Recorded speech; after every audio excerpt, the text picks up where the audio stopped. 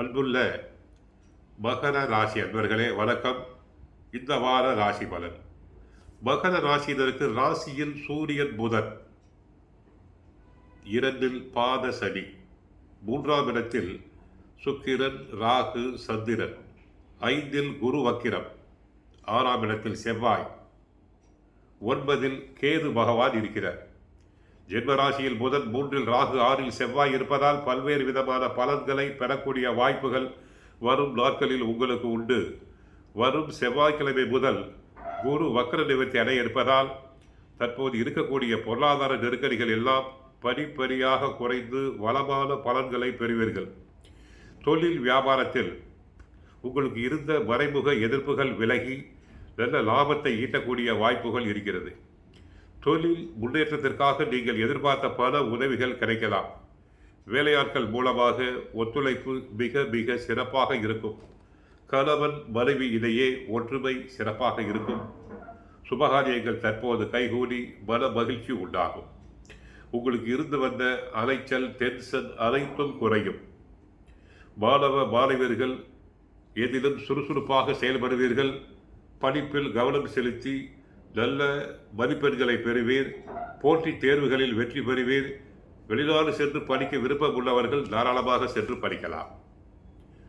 யோககாரகனான சுக்கிரன் 3ஆம் இடத்தில் அதிக பலத்தோடு இருப்பது மகர ராசி நேயர்களின் விருப்பங்களை நிறைவேற்றி தரும் அமைப்பு என்றே சொல்லலாம்.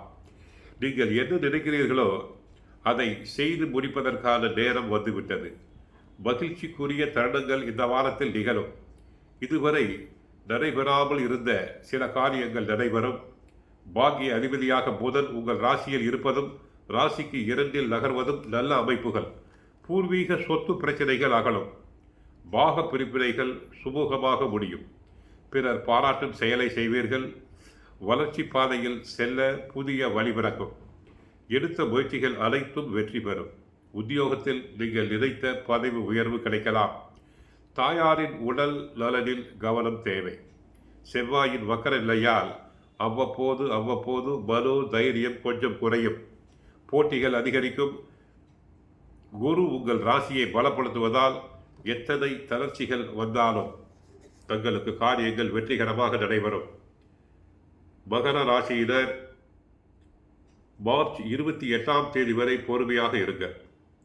மார்ச் 29ஆம் தேதி நடைபெறும் சனி பெயர்ச்சியில் 7.5 சனி முழுவதுமாக விலகுகிறது. அதன் பிறகு நன்மைகள் அதிகரிக்கும். அதுவரை தாங்கள் பொறுமையாக சகிப்புத்தன்மையோடு இருக்க வேண்டும். யார் என்ன சொன்னாலும் சகிப்புத்தன்மையோடு இருங்கள். பொறுமை வெல்லும். ஆகவே கோயிலுக்கு சென்று ஆஞ்சநேயரை வழிபடுங்கள். கஷ்டங்கள் அனைத்தும் குறையும்.